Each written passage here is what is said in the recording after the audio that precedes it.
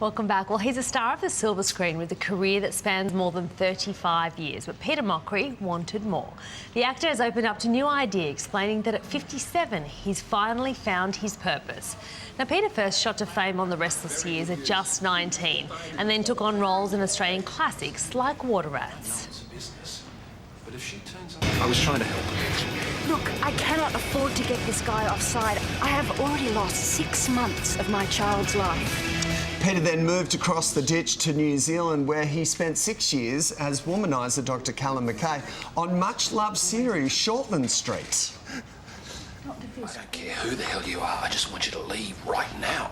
Maxwell Arvia, and this is my place. Dr. Maxwell Arvia, new head of emergency department?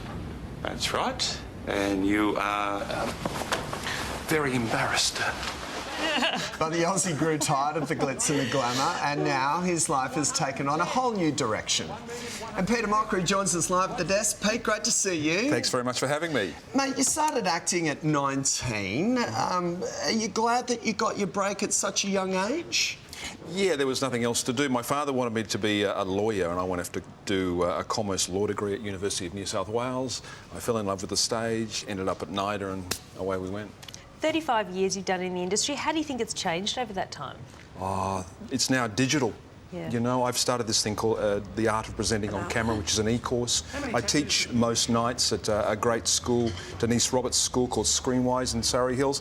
But everything's gone online and digital, so it's becoming less personal, I think, to answer your question. It's a new age, that's for sure. Yeah, absolutely. You described yourself as a tearaway and quite arrogant when you were young. The things you say. Why was that the case? Why'd you say that? Just, you know, looking for love and going to nightclubs and hanging out with people. And it was a different age, the 80s and the 90s, you know. We were stars and we didn't know what we were doing. And now I'm 57. I wish you hadn't mentioned that, but I'm now 57 and I've got a family and I'm much more responsible and I have a direction, I think. One of the things that you say helped you find that direction was that you found Buddhism. Tell us about that. Oh, OK. So what's the meaning of life? Why are we here? You've got to find faith in something. And I personally think it's to be useful and happy. And giving to other people, I think that's very important. That's what my mum told me. Just help people, you know, and I think that helps your life. You give to other people, you'll get what you need. That's how I think it works. How has this new belief changed you as a person? I think I'm a little deeper. I'm less shallow. I find things that I didn't think would be interesting, very interesting. My son's upbringing, talking to my wife about issues that interest her, whereas I was a very selfish person, I would say. You know, I think I've changed and I'm more interested in what you're saying and hearing your voice because it makes me a better person. Because I think there's meaning to this. You know, I think I've been here before. I think my son and I and my wife have done this before, and this time we're getting it right. You, the wife that you're referring to, you met just before 50, you beat the love of your life. Did you ever think that you'd have a family one day? Did you think you'd be the family man? No. When she told me she was pregnant, that was an amazing day. You know, I never thought that would happen for me. And Sal, she's just the most incredible woman. That's so good. You became a dad, Peter, at 51 to little Cade. There he is. He's 6 now. You got everything. Standing on his dad's shoulders. Yeah. What a beautiful little boy. What's it like becoming a dad for the first time? Incredible.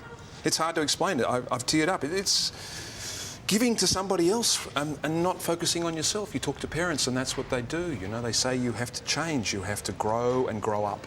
And he is the most amazing child, so we are very fortunate. You become a whole lot less selfish. Absolutely. You put your focus on somebody else, you know, and it's fantastic. You mentioned before the teaching course that you're doing. It's all about teaching the next generation. What's the most important lesson that you're teaching them? To smile, to be yourself, to learn your lines, to look people in the eyes when you're talking to them, be sincere, earth yourself to the ground, know what you're talking about, and talk down the barrel of the camera and hit the people, you know? What's the talent out there? I mean, I am worried, but how worried should I be? Terrified is the worst. Yeah, you're not 57. I've got a class at the moment at Screenwise. They have cast this class every night. They blow me away. They have to write scripts and they're so deep and meaningful, and I'm very proud to teach them. You know, it's wonderful to see the next generation. But Tommy, to answer your question, be very worried. Yeah. They're very good. That's what it sounded like, didn't it? Pete, thank you. That's why we need to See you. talk about that auctioneering thing. Absolutely, mate, no problem. Before we came on, that'd be me. All right, Thank you, to Pete. find out more about Peter Mochre's story, it is in the latest issue of New Idea, which is out right